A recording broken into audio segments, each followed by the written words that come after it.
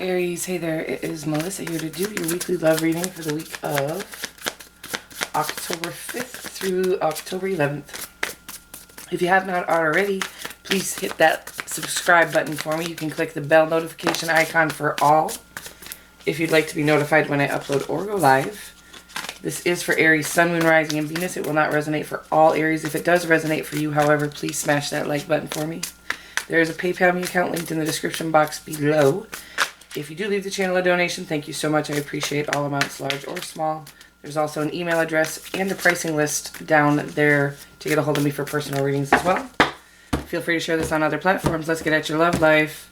Aries, this is for single to married and anywhere in between. The energy of the that you're bringing to the connection you have in mind is the Seven of Wands. The energy that your person brings is the Four of Wands. And what were rubies? The Seven of Swords for the outcome. Potential outcome. And we got this birth of a new idea. This Ace of Swords for... Ace of Swords. It can be the birth of a new idea or cutting things off. We'll see. We'll get more to the story. Don't freak out. Maybe you know this is coming to an end already. We'll get there. Maybe this isn't coming to an end is what it was the other option there. So we've got the Seven of Wands in your energy, which is, it is, you know, indicative of having been through battle. So, you know, I don't know if this is with the connection you have in mind or not, or just in general. How about life? Because we've all been through some serious battle to get where we are today. And sometimes that, you know, that victory, that getting, you know, this can also mean victory, the Ace of Swords. That victory means letting go of all the things that were connected to that battle, anything from our past. So we'll get to it. I don't want to get all dramatic yet, Aries. But let's see what we got in your person. See, your person seems to be, this can signify a finish line. This can signify the home. So, stability of the home. We'll see what, or needing stability in the home, possibly, I guess. We'll get to more on the story. I'll just turn that over. Of course, we can relate that to the twin flame journey, but this doesn't feel like twin flame journey at this time, so I'm not going to do that. And it can also mean like the finish line, but we'll get there. This here signifies lying, cheating, stealing. I like to point out that the swords, which this is, you know, represents thoughts. So I really like to think of this as our own thoughts causing us to be sort of us against the world. Our own thoughts bring us to this. I will say to you, as a person who has cut off all connections in my entire life, with the exception of my own two children, we have all been conditioned to be a bit selfish, and when you do go through an awakening process, which maybe you have, and maybe that's why you're here watching a you know, a video on tarot. When we go through an awakening process and others don't come with us, which they can't choose to, I don't think. It's like a gift from God, although it's extremely excruciating. The awakening portion of it is, or most of the awakening portion is, what's on the other side, the reality, the beauty of this, you know, the gifts we have, is not excruciating, obviously.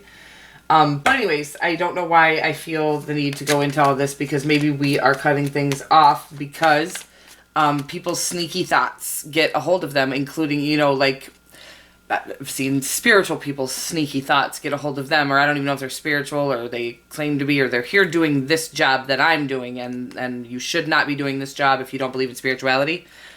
Because this is specifically to reach spirit and to help guide humans, and I don't really like when it's used to do anything else. It's at that point it's a power game. I don't know what it is, but anyways, I'm not here to talk about that. I am here to say that this is, we'll get to more on the story. That's what I'm here to say. We got the Six of Cups. So you're in this like sweet, lovey nostalgia. Queen of Swords, cutting things off that don't serve you, like I was thinking. And the Magician, manifesting. And I really think taking the lead in your own life, cutting things out that don't serve you, and ready for that true deep love is what it looks like. So let's see what your person's got going on.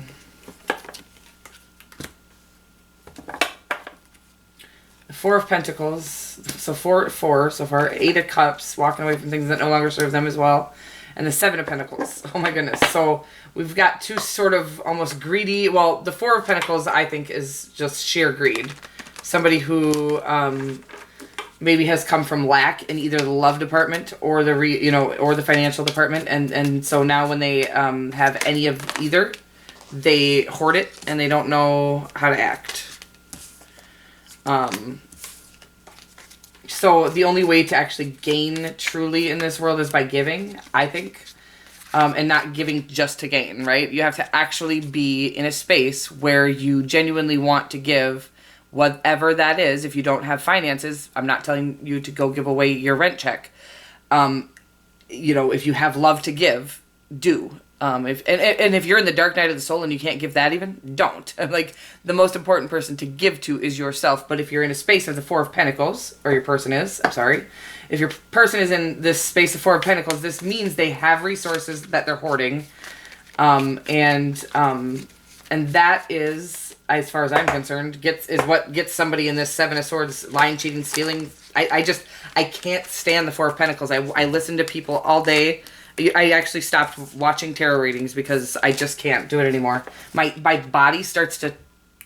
There was literally a month where I couldn't stop watching. It was insane. I couldn't stop watching tarot readings. And now every time I go to watch one, my body starts to get tense. So it's so interesting. But I think the good Lord was just trying to get me on YouTube to do tarot readings, believe it or not. Anyways, so I hate the 4 of Pentacles. A lot of people read it as abundance. I read it as financially stable but greedy. So guess the quickest way out of financial stability is greed, as far as I'm concerned. And even if you continue to hoard your resources and you keep those, you're a miserable, lonely, nobody wants to be around you. So this person here is maybe going through, and let me tell you what, so let me clear this up, because I also don't want to talk crap about your person. Oftentimes what happens is we come from somewhere where we come from lack, okay? Again, this can be love they're hoarding, or this can be resources. We're in a love reading, so otherwise it would always mean resources. It's Pentacles, so it would normally mean something that's tangible. But it can mean, in a love reading, I have related it to kind of hoarding other people's love or energies. So, like, for instance, if they're not sure things are going to work out with you, they're still keeping Christy and Jenny and Joan on the back burner. Joan. I put Joan in the mix with Christy and Jenny. On the back burner, so that in case you guys don't work out. That is hoarding energies as far as I'm concerned, and it's really unhealthy. It is a huge display of unsureness of themselves. When someone is unsure of themselves, hasn't learned how to really love themselves or heal, they're definitely, and I know this is big. This is a big statement, because there's not a lot of people that do truly love themselves. If you do not truly love yourself, you cannot truly love anyone else. I don't care how much you care about them. I don't care how this. So, like, if you're in a space of not loving yourself truly and deeply, you are incapable of truly loving anyone else. Your own damage or pain will come into play when you're not even noticing it, to damage the connection. And again, until you know what love is, and the only way to know that is by loving yourself, you cannot truly love anyone else. This is real. You can have unhealthy attachments to people, which feels like love, because it isn't like an ache. Love doesn't ache, okay? There's no like longing for love or ache for love. That's a desire for an unhealthy attachment. So anyways, you can have unhealthy attachments to people before you love yourself, but you cannot have true deep love. Amen. Your person seems to be hoarding and then deciding if they want to invest anymore. It's almost like they never invested much in the first place, is what I'm getting right now into this connection. They didn't invest much from the get-go, and now they're contemplating walking away from the situation, like with whatever pentacles they have, whatever love they have, whatever they can conserve. And anytime someone's in a relationship with that mentality, it's almost like, I'm going to cut my losses. Well, this is not, if somebody's leaving a relationship saying, I'm going to cut my losses, that was never a loving relationship. So let's get more on the outcome here. This is an interesting story that I wouldn't necessarily, these cards I'm having a hard time connecting with, but the story is still coming through fine. I just don't know that they have anything to do with these cards. But 7 of Swords on the 7 of Swords, you guys. I almost don't even want to bring any more out because this is like a clear indicator that whatever connection this is, this, again, this can mean victory. This can mean a birth of a new idea. The new idea is a totally new relationship. This connection that we have in mind here, though there are some loving, it's time to cut this relationship off. There is definitely some toxicities. Wow. The Devil comes out, the 3 of Wands. It's almost like you're just waiting for them to make decisions that should be a decision enough for you. Like, if you're waiting for somebody to make a decision, first of all, if somebody has to think about if you're the one for them, you're not. And you should deuces on them immediately because they have, what they're trying to do is figure out if anybody else will take them. Like, is there somebody else that I will like more? Yeah, no, deuces. Whoever this is, I'm sorry, I love you so much. Again, I feel like they're trying to hoard your things or something. They're trying to stabilize themselves through you, and this is not, you cannot have a healthy relationship built on that mentality. So, I'm going to get you a Moonology card. This is definitely, you know, for whoever this is for, not a connection worth, you'll know who this is for because you'll already be thinking this. Like, this is somebody who's not being, I don't think, at all clever about their, I just don't even think they're trying to feed anything, energy into this. I just think that you haven't, I love you, Aries. I think you have an unhealthy attachment to them. And the only way to really get rid of that and every other unhealthy attachment you have is by delving into true deep self-love. I was just talking to somebody about this yesterday. Whoever, you know, whatever, first of all, you can go listen to any of the signs. Come on, Melissa, get your life together here. On my channel, there are many different videos. They're all for specific signs, allegedly. But if any of the titles jump out for you, I would encourage you to listen to those. I will also post a link for a self-love coach, self-love and relationship coach that I've listened to and watched for many years now, that has helped me through my self-love journey. And the truth is, once you do get to this grounded space of self-love, these types of sneaky relationships that make you question your worth, we talked about this at the very beginning. You got to cut things out, and this is one of them. This is a situation that you need to cut out. I promise you, on the horizon, you need to do the healing. If you want, you'll end up in this same relationship with 20 different people if you don't do the healing. I will tell you that. So if you want the healing,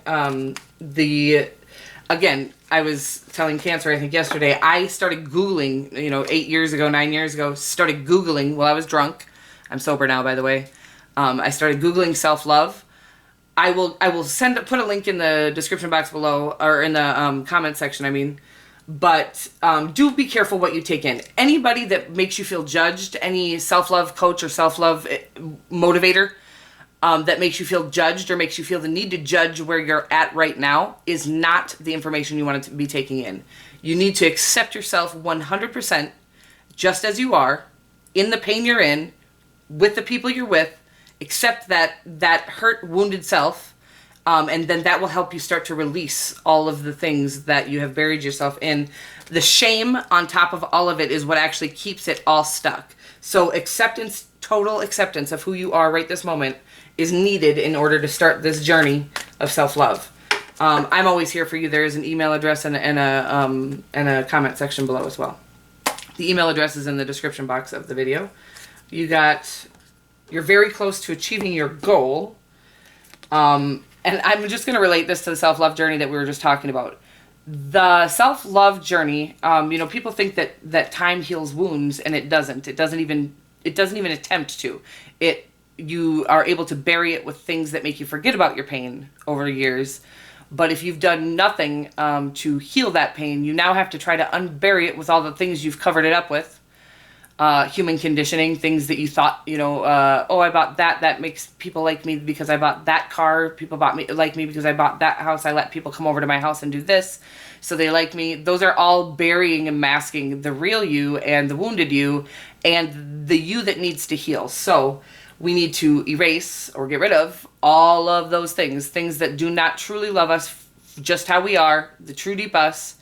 That's our first step to self-love, is literally cutting out anyone who might damage us while we become vulnerable and start to heal this pain. The second step, obviously, is accepting yourself just as you are, knowing that what you've been through got you to where you are right now. And it's not your fault, but what will be your fault is if you continue, now that you know this, right? If you continue to allow it to run your life instead of it won't take you long to heal the wounds if you're doing the work. Healing the wounds won't happen with time. You have to do the work. And, whatever it is, I wrote a bunch of letters to people that hurt me and bawled for days. Whatever helps you release that energy. Tears help release. Writing releases it from your body, literally, energetically. So those are some ideas, and it does say you're very close to achieving your goal. I'm just saying if you start today on the self-love journey, you could be totally free of the burdens of your pain within a few months. I love you so much, Aries. Wow, that was a deep one. I am always here if you need me. Love you, bye.